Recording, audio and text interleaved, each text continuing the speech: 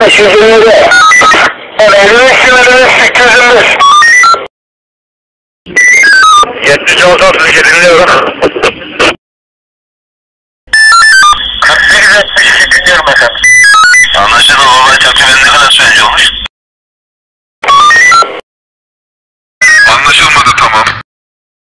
Anlaşıldı, tamam. 48-62 dinliyorum efendim. Anlaşıldı. Olay takriben ne kadar sürece olmuş? Ankara Caddesi girişi alırsanız hani yukarı doğru yolmuş yaptı.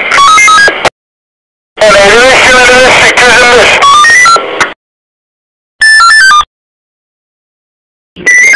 76-62 dinliyorum.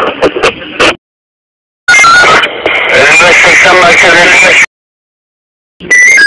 76-62 dinliyorum.